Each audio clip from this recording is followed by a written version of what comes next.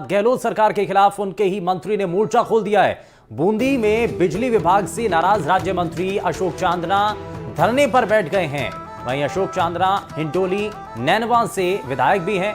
अशोक चांदना बिजली विभाग के अधिकारियों पर किसानों को बेहतर बिजली सुविधा मुहैया न करवाने का आरोप लगाते हुए नजर आए हैं। हिंडोली नैनवा में हो रही विद्युत आपूर्ति के सुधार और किसानों के ट्रांसफार्मर खराब होने के चलते उन्हें तुरंत बदलने की मांग उन्होंने की। वहीं चांदना ने 3 दिन का अल्टीमेटम भी दिया है।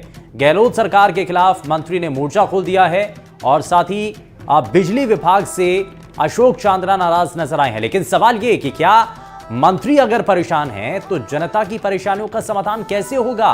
मंत्री अगर गुहार लगा रहे हैं, मंत्री अगर अपनी ही सरकार में धरने पर बैठे हैं, तो आप जानिए कि जनता की स्थिति क्या बनेगी, उनकी परेशानियों का हल आखिर कैसे निकलेगा।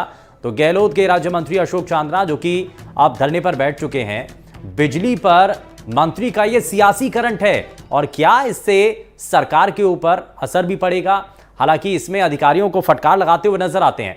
अधिकारियों की इसमें लापरवाही को लेकर के वो सवाल उठाते हैं, लेकिन साथ ही साथ सवाल यह भी उठता है कि अपनी ही सरकार के ऊपर भी क्या वो सवाल उठा रहे हैं।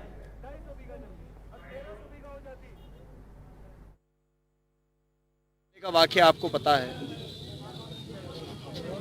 ये बात यहां तक इसलिए आई क्योंकि हमारे बिजली विभाग के अधिकारियों ने किसानों को परेशान करके रख दिया मिसमैनेजमेंट की वजह से। जिले के जो एससी हैं उन्होंने गोरख धंधा बना रखा है।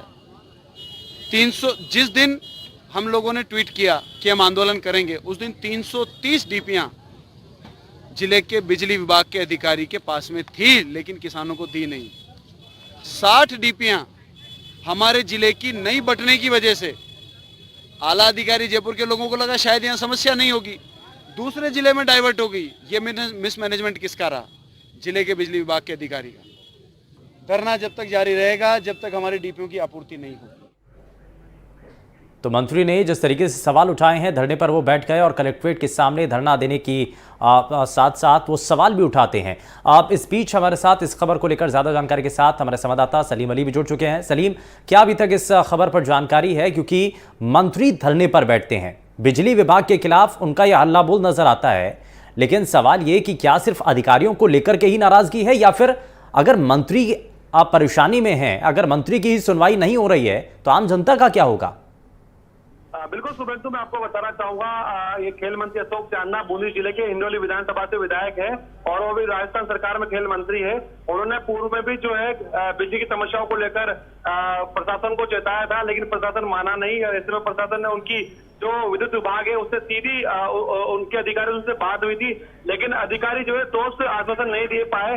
तो वो पिछले 2 घंटों से बूंदी जिला कलेक्ट्रेट के बाहर धरने पर बैठे हुए हैं। और इस मामले में मैं अपडेट बता दूं कि बिजली विभाग जो बिजली विभाग है उसके जो एससी है यानी अधीक्षण अभियंता जगदीश प्रसाद बेरवा को एपीओ कर दिया गया है, क्योंकि उनकी लगातार विद्युत विभाग के अधिकारियों पर जो नाराजगी थी वो फटकार भी लगा रहे थे। और उन्होंने जिस प्रकार से बयान जारी किया कि विद्युत विभाग की लापरवाही के चलते किसानों को जो है डीपीआई यानी ट्रांसफार्मर नहीं मिल पा रहे हैं, तो सरकार ने एक बड़ा एक्शन लेते हुए इसमें खेल मंत्री अशोक चांदना ने जो आरोप लगाए थे। नहीं सलीम, लेकिन ऐसी नौबत क्या आई? क्योंकि ये सभी चीजें सरकार के भीतर आप पहुंचाई भी जा सकती थी, पब्लिक डोमेन में आकर के धरना देने की जरूरत क्यों पड़ी? सवाल यहां पर यह उठ रहा है।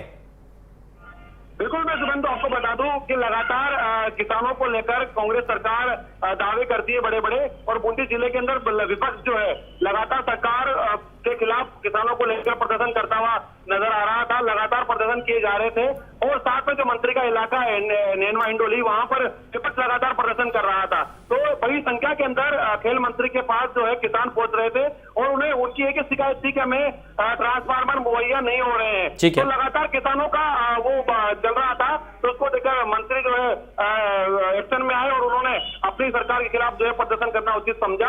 हालांकि अब प्रशासन मंत्री को मनाने में लगा हुआ है और कह रहा है कि जब तक जो है हम आपकी सारी मांगों को मान लेंगे और जल्द ही ट्रांसफार्मर को जो है उपलब्ध करवा देंगे। ठीक है, बहुत शुक्रिया सलीम इस पर जानकारी देने के लिए। लेकिन सवाल यही कि क्या ये जो धरना है क्या वो जल्द से जल्द खत्म होगा? अपनी सरकार के खिलाफ जब ये धरना शुरू किया जाता है, अधिकारियों को लेकर के सवाल उठाए जाते हैं, तो क्या ये धरना जल्द से जल्द खत्म होगा?